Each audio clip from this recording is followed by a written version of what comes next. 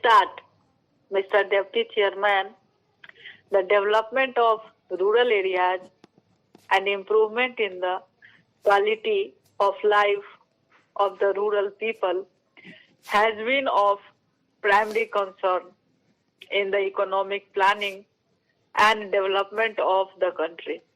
There is a growing realization that economic development and progress made by the nation in diverse fields would in reality be meaningless if they fail to translate it to better and dignified life for the majority living in rural India.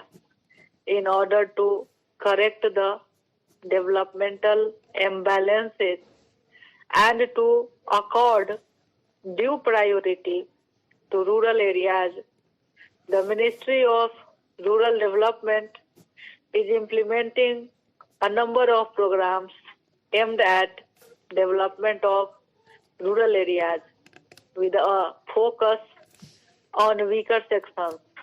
The rural development programs have been streamlined and strengthened. A number of initiatives have been taken by this ministry in the recent years for creation of social and economic infrastructure in rural areas to bridge the urban-rural divide as well as to provide food security and to fulfill other basic needs of the rural poor. To match with economic liberalization and structural adjustment and to provide for safety, especially for rural poor, top priority has been accorded to rural development in terms of increasing the allocation of resources for the implementation of poverty alleviation programs. The allocation fund for the rural development program has been increased for the 10th plan. The creation of employment opportunities with food security has been an important objective of developmental planning in India. The relatively higher growth of population and labor force has led to increase in the volume of unemployment and underemployment from the one plan period to another. With the working age population growing quite faster, the number of unemployed Indians is almost doubled. The declining employment rate shows that our growth process is failing. The real wages have been declining. The government of India aims to bring employment through wage and self-employment into a large focus with goal of reducing unemployment and underemployment to a negligible level and of providing food security against hunger. Such an approach is necessary because it is realized that larger and efficient use of available human and other resources is the most effective way of alleviating poverty, reducing inequalities, improving nutritional level, and achieving a reasonable level, high pace of economic growth. To make a dent on the prevailing poverty, unemployment, and slow growth in the rural economy, and to provide food security, to facilitate faster growth in the rural areas and to increase opportunities of employment, to provide greater importance of wage employment in rural areas.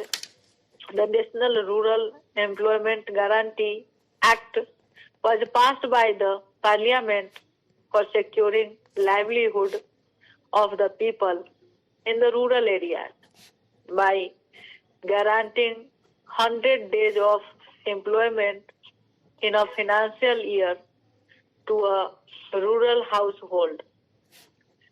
This act makes a shift in the whole strategy of existing wage employment program, because this act is not just a scheme, it provides a legal guarantee.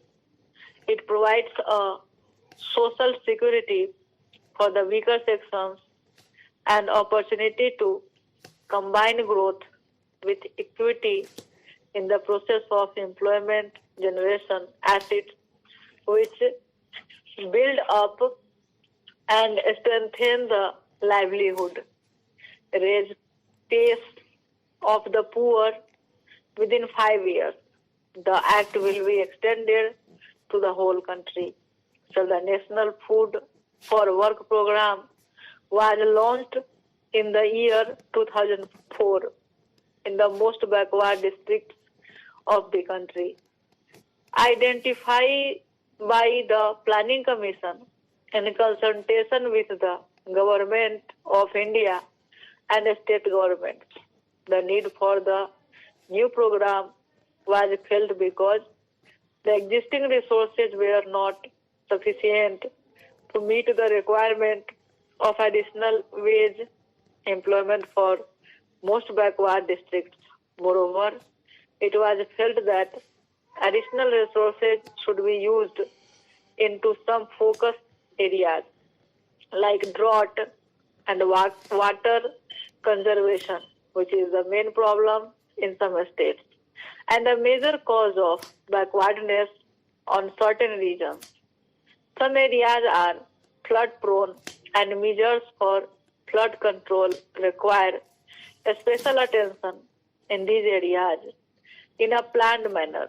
The states were finding it difficult to provide a state share of funds, and therefore a centrally sponsored scheme was proposed so that the investment in backward areas does not suffer because of lack of resources available with these states. The objective of the program is to provide additional resources, opportunity from resources available so that generation of supplementary wage employment and provide food security through creation of need-based economic, social, and community assets in these districts is further intensified. Sir, I now come to the program which aims at building a nation with progressive and prosperous rural India. It will be a time-bound plan in the areas of irrigation, road, rural housing, and water supply. Government has set targets to be achieved under these goals. Stop.